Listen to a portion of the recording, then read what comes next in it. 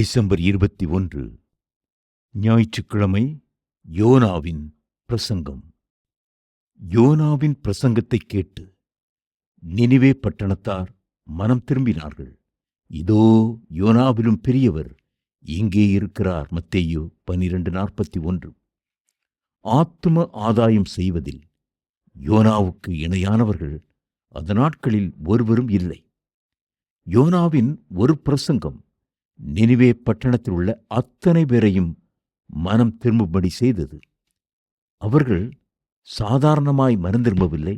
மனுஷரும் மிருகங்களும் மாடுகளும் ஆடுகளும் ஒன்றும் ருசி பாராதிருக்கவும் மேயாமலும் தண்ணீர் குடியாமலும் இரட்டினால் மூடிக்கொண்டு தேவனை நோக்கி உரத்த சத்தமாய் கூப்பிடவும் அவரவர் தம் தம் பொல்லாத வழியையும் தம் தம் கைகளில் உள்ள கொடுமையையும் விட்டு திரும்பவும் கடவர்கள். யோனா 3:7-8 என்று வேதம் சொல்கிறது. பேதுரு பிரசங்கத்தில் 3000 பேர் 5000 பேர் ரட்சிக்கப்பட்டார்கள். ஆனால் யோனாவின் பிரசங்கத்தில் 1,20,000 பேருக்கும் அதிகமாக ரட்சிக்கப்பட்டார்கள். அவரது பிரசங்கம் எவ்வளவு வல்லமை உள்ளதாய் இருந்திருக்கக்கூடும். ஆனால் யோனா ஜனங்கள் மனம் திரும்பினதை குறித்து சந்தோஷப்படவில்லை.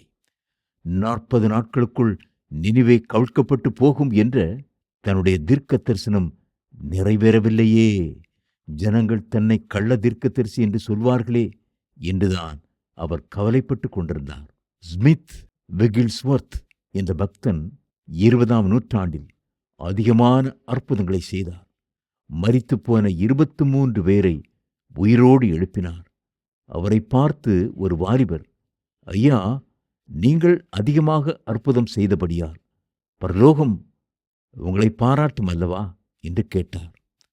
அவர் தன்னை தாழ்த்தி, நான் அற்புதம் செய்ததற்காக பரலோகம் என்னை பாராட்டாது. உண்மையில் அற்புதம் செய்தவர் இயேசு கிறிஸ்து. ஆனால் நான் ஆத்தும ஆதாயம் செய்ததற்காகத்தான் பரலோகம் என்னை பாராட்டும் என்றார்.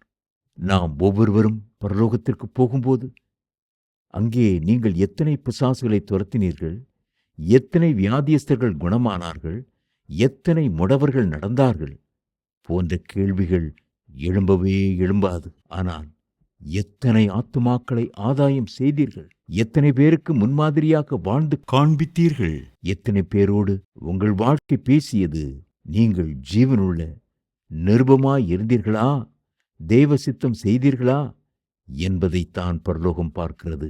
கீழ்ப்படியாமையின் பாவத்திலிருந்து யோனாவுக்கு இரக்கம் கிடைத்தது. தனக்கு இரக்கம் செய்த கர்த்தர் நினிவே மக்களுக்கும் இரக்கம் செய்யட்டுமே என்று அவர் விரும்பவில்லை.